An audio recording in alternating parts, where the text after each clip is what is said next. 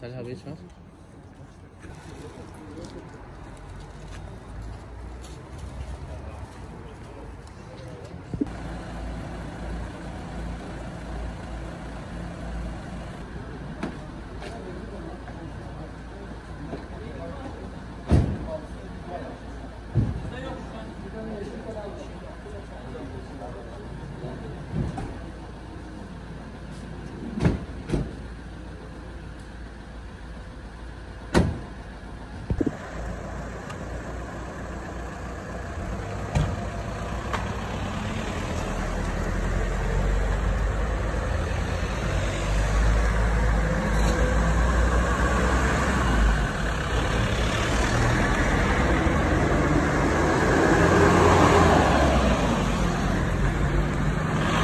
Hüdapar Kozlu İlçe Başkan Yardımcısı.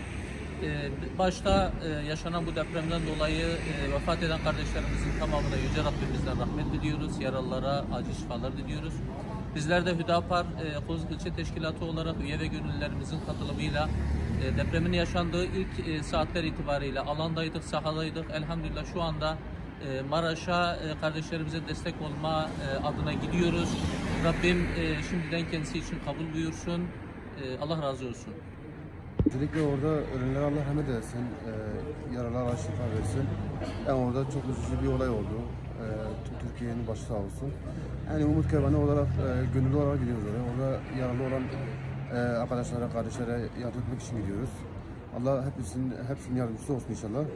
Elimizden ne geliyorsa orada gönüllü olarak yapmaya hazırız inşallah. Şu an diyeceklerim bunlardır. Çok üzücü bir durumdur. Yani inşallah elimizden ne geldiyse o yaraları sarmaya hazır inşallah. Siirt'ten geldik. 5 kişilik ekibiz.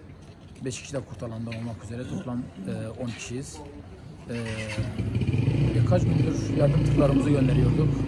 Allah'ın izniyle bugün kendimiz şahsımız olarak Maraş'a oradaki kardeşlerimizin yaralarını sarmaya, onlara yardımcı olmaya gidiyoruz. Artık elimizden ne geldiğince, ne geliyorsa orada inşallah yardımcı olacağız onlara. Yola düştük. Gerçekten mahzunuz, çok üzünlüyüz. Yani ülke olarak büyük bir felaketten geçtik. Allah-u Teala ölmüşlere rahmet eylesin, kalanlara sabırlar versin. Acımız gerçekten büyüktür. Yani böyle bir felaket belki bir daha başımıza gelir gelmez bilmiyoruz. Yani 100 yılın felaketi olarak tanımlanıyor. Allah-u Teala bizlere sabır versin. O yaraları sarabiliyorsak ne mutlu bizlere.